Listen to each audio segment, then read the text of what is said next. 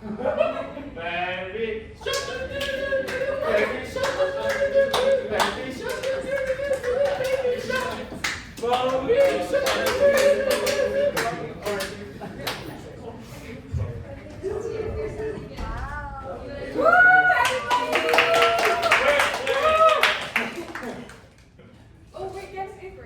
Let's stop. Okay.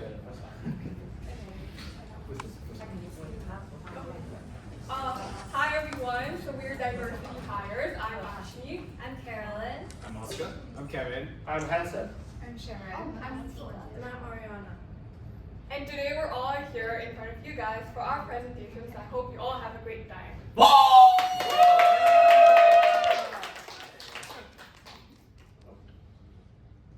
Okay, so has anyone played Sharks and Minnows before or know the rules? Show of hands. But it's a game similar to Octopus. So basically, I need 6 volunteers, 2 from each group. 2 from each group. Volunteers. You have a chance to win one of these. Yeah, 6 volunteers. 2 from each group. I'm gonna start naming names for pointing at you. Come on, guys. Okay, let's have Simon. Guys, 2 from you guys. 2, yeah. 2. Come on. Perfect. Thank you. Come on. Alright, so volunteers, please stand on this side. On this side? Yeah. Right here. Okay, so basically, Sharks and Minnows is a game where you guys are all minnows and you guys are crossing from one side to another. Okay? And you are trying to avoid the shark. And the shark is going to stand in the middle. For today, our shark's Hanson, he's a little like silly looking, but he's going to do okay, sorry, we didn't have anything then. But you guys are going to be crossing from one side of the room to the other side, and when you're tagged, you're out. You sit down, get out of the way, whatever, but you're out, and we're playing until one person stays. So just cross from left to right, and then once everyone makes it to the other side, we'll be safe. So, are you guys ready? We're going to clear out a little bit. So you guys start on this side. We're going to call it yellow tape to yellow tape. Don't run too quick. Just don't break anything. I don't care what else happens. No, this way. No. Yellow tape to the other side. Just don't break anything. Alright. Alright, you can stop. You go other side, you wait. Wait a minute. Don't go past this line on this side. You keep the cards. It's the other side.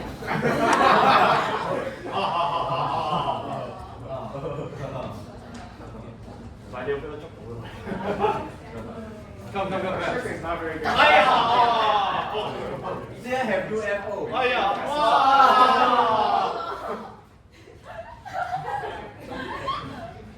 Time. You gotta do something, Shark.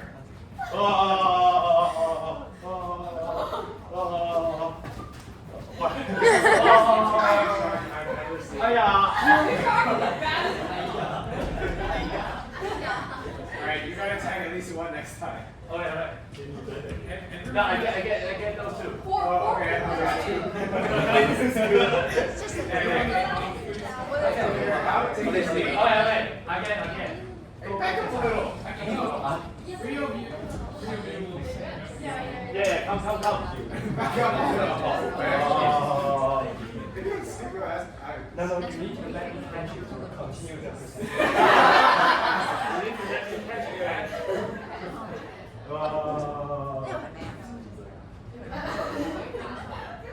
Time.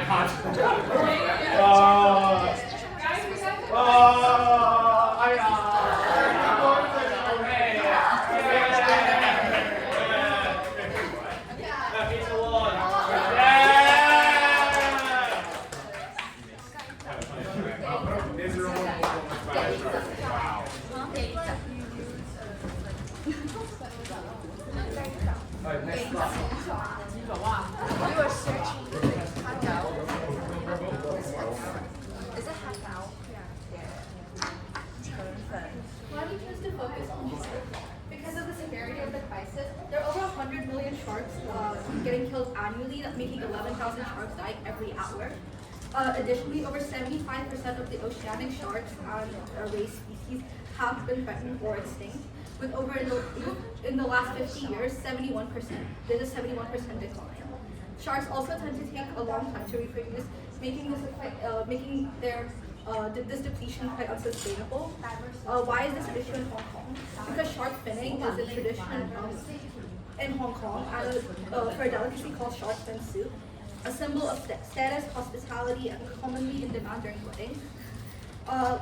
Additionally, the act of shark finning is quite brutal, as 99% of the shark is discarded and is left to die, while bleeding out or getting eaten alive. So Hong Kong Shark Foundation, what and why did we choose Hong Kong Shark Foundation? So what is Hong Kong Shark Foundation? Hong Kong Shark Foundation is a registered charity that focuses entirely on shark conservation. HKSF believes that it enables people in Hong Kong and those abroad to make a significant impact on a global scale in terms of shark conservation. To achieve this, HKSF focuses on educating people about the consumption of shark products in order to save the world's shark population. And why did we choose HKSF? So the foundation aims to raise public awareness surrounding shark conservation, specifically the sustainable practice of shark finning, which is commonly used in Chinese restaurants, and the high demand for that in weddings and other events are concerning for the shark society.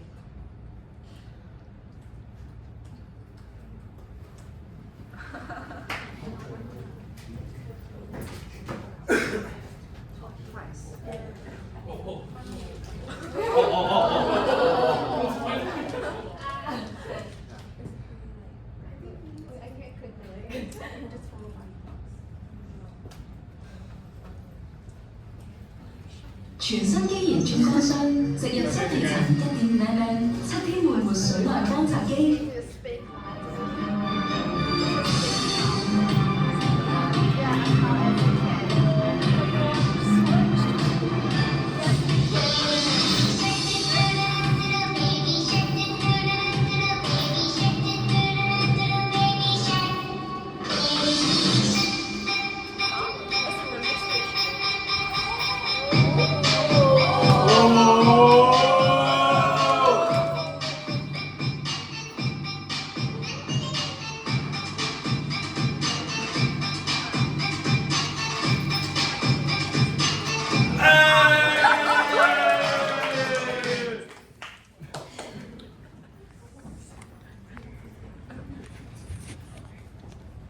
Okay, so that was quite a performance.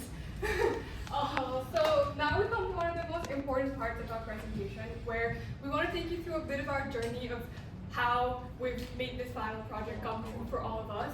So our proposal that we proposed to the Hong Kong Shark Foundation was called Saving Fins, Saving Sharks, and Saving Seas. So like Ariana mentioned, our focus from the beginning was to choose an organization that we feel we could very closely work with. Thanks to the executive director of Hong Kong Shark Foundation, that she worked extremely closely with us, and at this point she really acknowledged the proposal we came up with. So our goal with the proposal was to identify an issue that the Hong Kong Shark Foundation was facing today, and kind of give them a solution by turning the awareness into action. So this is an example of what we had proposed in a very short manner. We're kind of presenting the things that got approved as part of our proposal by the Hong Kong Shark Foundation. The executive director of the Hong Kong Shark Foundation acknowledges our effort of these ideas that we gave to them in order to increase their awareness. We got into a video call with the executive director, and she kind of voiced out the fact that she's been to multiple universities and talked about the shark problem in Hong Kong, but people are not really very proactive to kind of contribute to this whole issue, which is why we came up with this activation booth idea, where we help them set up shark team booths in universities and schools that they go to, create a mascot for them, have green fin toss games in their booth, as well as AR photo zones. And these are all not just solutions that we proposed for the sake of doing it, but these are also approved by the foundation. So the mascot would be dancing the dance you just saw us perform. And the brain fin toss game is basically a ring toss game, but you have to answer a question regarding shark conservation first before you get ring. And the next foundation is presented by me. So the digital amplification layer. What is the digital amplification layer? So to amplify reach and make sure the topic still stays relevant, or at least in our heads after the boof's ending, we have proposed to strengthen their social media presence, as they haven't been really focusing on that, which is why we have the Save Sharks, Save Seas. This is the hashtag we came up with, and they had this is the hashtag they had from the beginning, which is the hashtag Fin3HK. So, as well, in addition to this, we have planned to have the small, short interview reels filmed during the booths, where we ask questions. You know, the street interview style reels you have probably all seen, and upload them. And then there's the Shark Protector filter. It will be a Instagram or social media filter in general, where we, this is what it will look like. Best filter, best filter. Very handsome guy with Yeah. a shark protector. And this is hopefully going to help us maintain presence and help the shark conservation problem stay relevant in social media. Next one is the educational integration.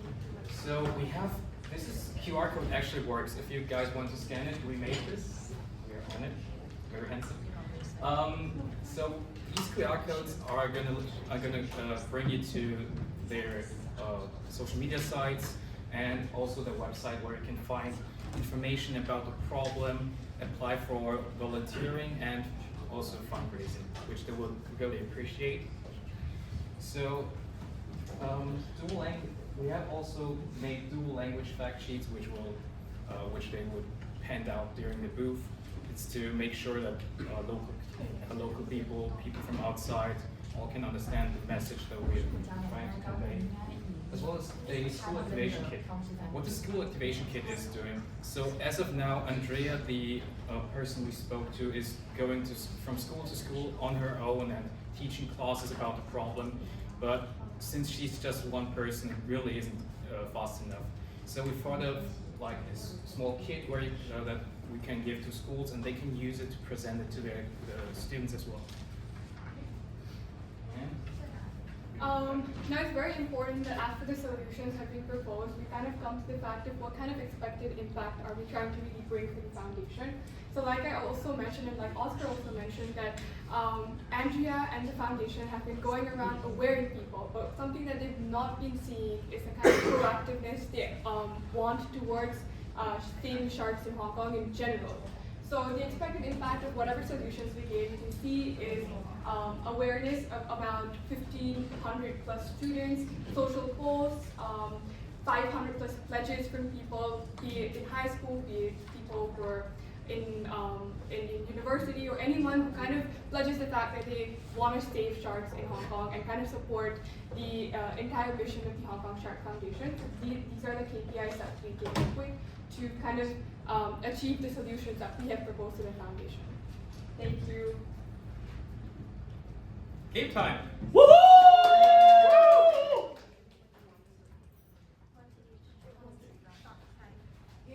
Yay!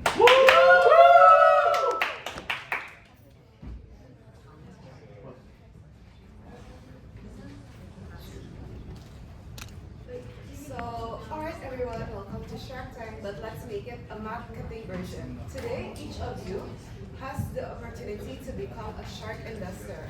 To become an addicting shark investor, everyone needs to know the rules of the game, right? So here's how the game will work. Rule number 1, everyone will receive a shark coin that is worth $1 million. Yes, you heard it right. Now you're all instant millionaires. Yay! Woo! Rule number 2, now you must use the shiny new $1 million shark coin to invest in your favorite strategy. This means you need to decide, do you want to build an activation booth, participate in a digital application layer, or sponsor educational tools for long-term impact. Whatever strategy in the end that you choose, remember to pick smart, pick bold, and pick something that that would make even a real shark say, wow, impressive. Alright, future marketing will let the investing begin.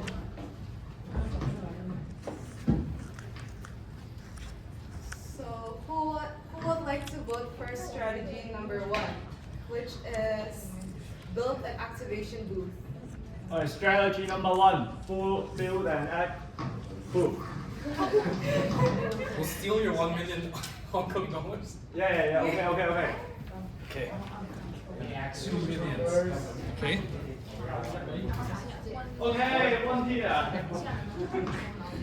Yeah. Free. $3 million. So now who wants to vote for strategy number 2, which is participate in a digital amplification layer? Oh, good choice. Okay. Nice.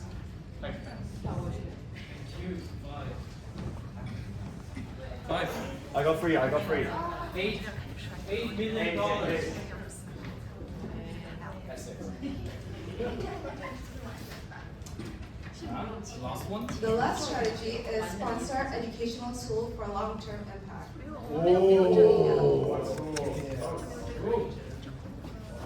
Good choice.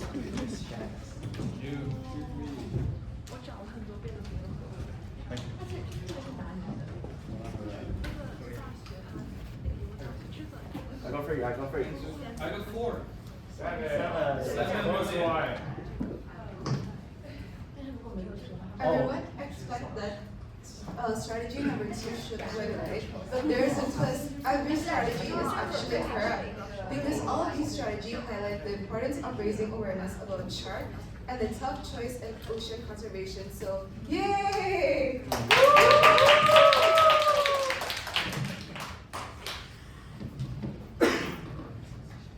So now we go on to the part where Kenneth is most excited about. Yeah.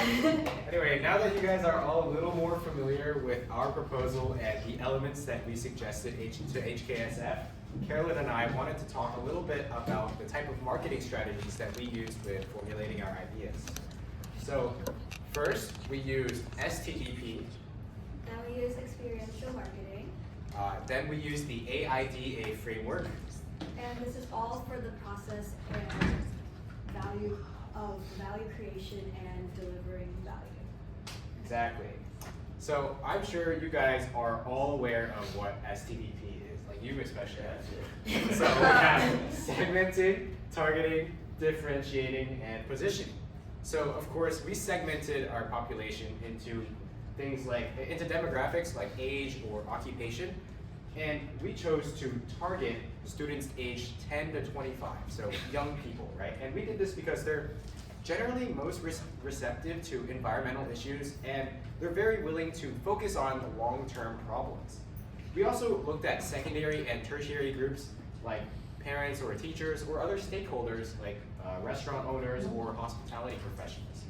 But our primary group to target was the students aged 10 to 25. And how did we differentiate to them? Well, we know that students aged 10 to 25, well, we have fried attention spans. We don't care about anything, right? And how do you cater to that? Well, you turn your bland informational message from HKSF into something that's actually engaging and experiential, right? And once we've located that, we can position ourselves apart from others and really transform our message of shark protection into something that's fun and encourages people to actively participate. Now, I've said this already, but experiential marketing, right? Our goal is to increase value by transforming their passive learning from maybe some boring poster into actually active participation. And first, you can see on the bottom, we have the dancing shark mascot we talked about, right? This is to catch people's attention, get them engaged, maybe draw a crowd, and make the experience fun, make visiting our booth fun. And for this booth, up at the top, we have a multi-sensory and interactive experience. We have passionate volunteers as engagement touch points to keep people in an active conversation. Or we have, the games that make the process of learning facts more fun than just reading some poster with facts on it. And of course, we have this pledge wall in the middle, and I really like this one. But it's a really low activation point for people to commit just a pledge on a wall, especially if their friends are doing it. Like, there's a really strong network effect there. And it's just a way in which we can get people involved further than reading off the poster.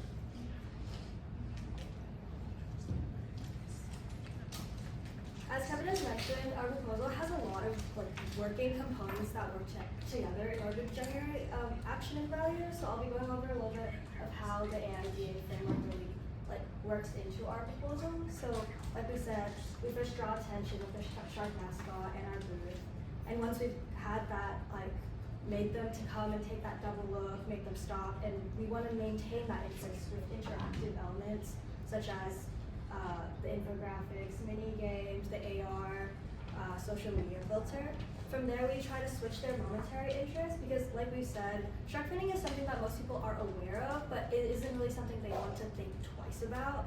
So things with our pledge wall and social media incentives allow for that motivation to convert into some type of action. And all of these actions are in order to create value, to allow for large-scale communication through different social media channels, and also to deliver it to ensure high engagement with low barriers of participation. This immediate interaction allows for a transition between just awareness to actual behavioral change.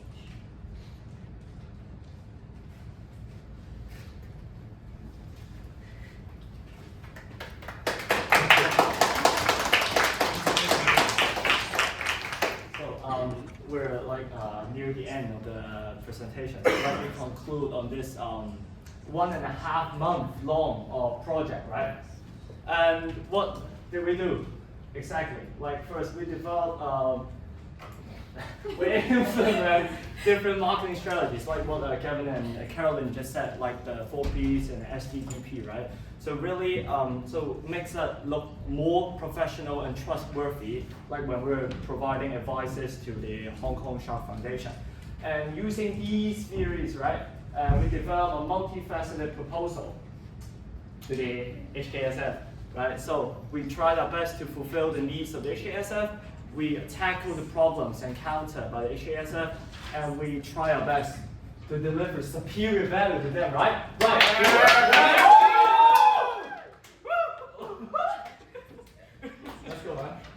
And we also established an in-depth cooperative relationship with the HKSF.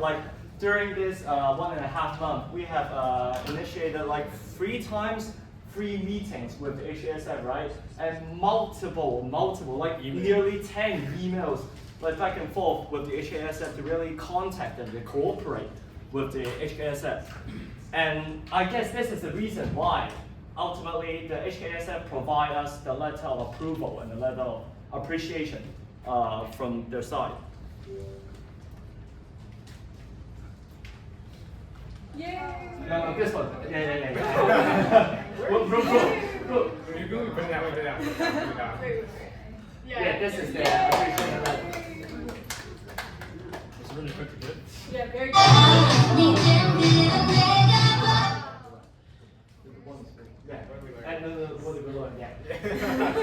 This one is broken. And so, what did we learn from this project, right? We developed a greater sense of social awareness. That's obvious. Working with the HKSF really provide us a realistic experience to deal with the shark challenges directly, but not just from the book knowledge, right? It fosters our empathy and commitment more to the society. And we even of course, better communication skills, right? Through multiple meetings and with the team and within our team and with the HKSF, we gain practical knowledge in how to effectively communicate with different stakeholders with different perspectives, right? And of course, being a better marketer, right?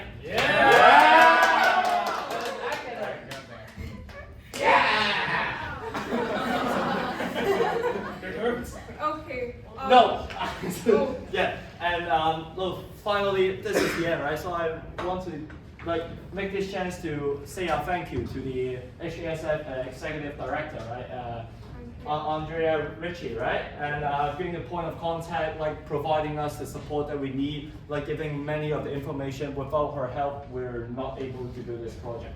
And of course, the most thankful too is Professor Kenneth! Like Professor Kenneth, right? Giving us the real opportunity for us to have this practical knowledge. Without this opportunity, we won't ever have the chance to do it in our life. Thank you, Professor Kenneth.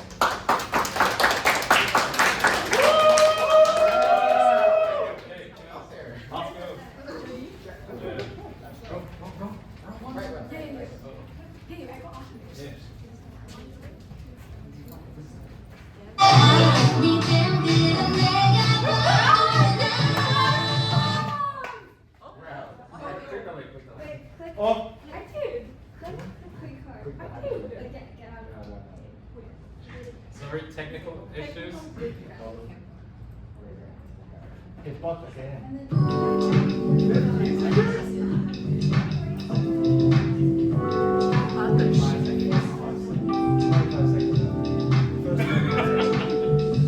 You'll do your little dance right now. Another one? Alright, 5, 6, 7. They know the performance. Bro, that's my keyboard, huh? Okay, guys.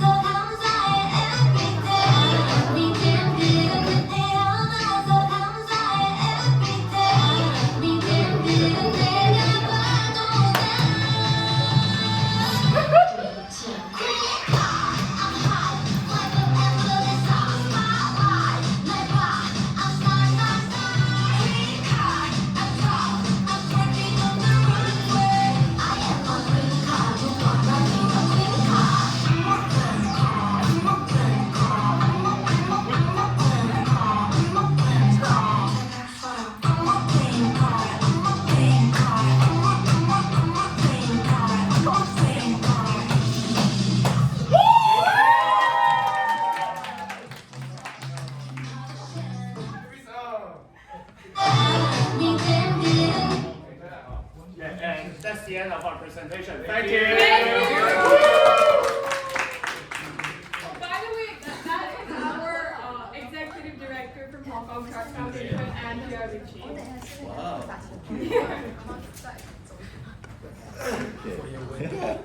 You're welcome. You're the shark now. That's right. Now you can join your team. Okay, everybody. Ten, we got 1 minute for the Q&A. Satine, go ahead.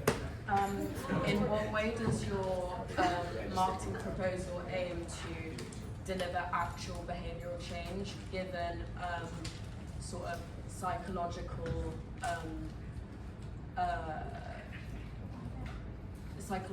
barriers to behavior change, such as, for example, cognitive dissonance, the fact that people can know that something's bad, but if it benefits them, they might choose to ignore that. Hey, I'm really sorry. I didn't catch the first half of that. Could you repeat it?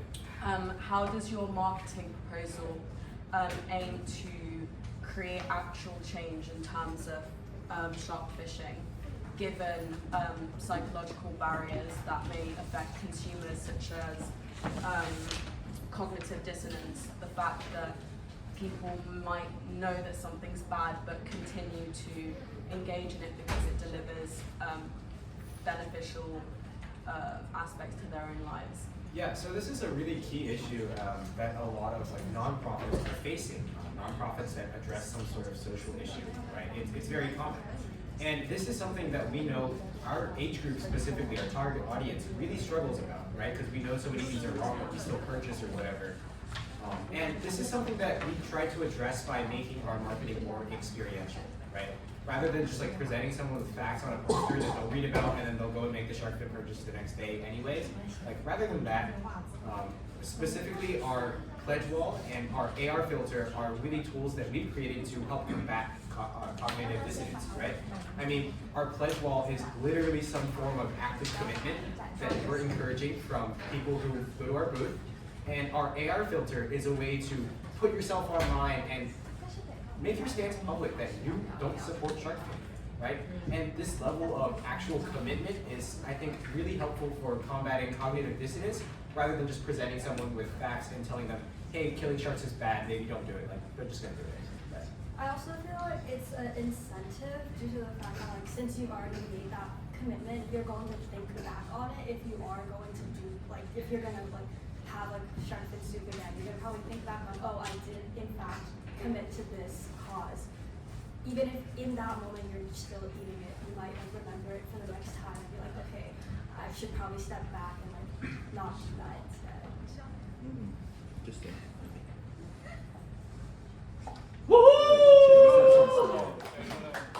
Okay, sorry. Bruce got final question. Bruce.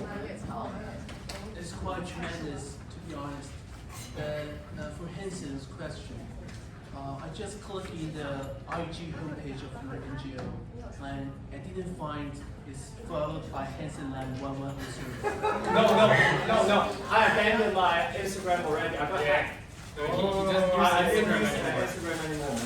My manager managed for me. I'm sorry. Yeah, he's a talent. We can't let him engaging on that platform. He might say something stupid. We never know. Yeah, we have to make sure. Got it? All right. Just one more thing. We want to take a picture for Andrea. Yeah. So can we all take a picture together? We'll probably stand here and take a picture, yeah. Everybody? Yeah, everybody. Okay. Is that okay? Is that okay, you guys?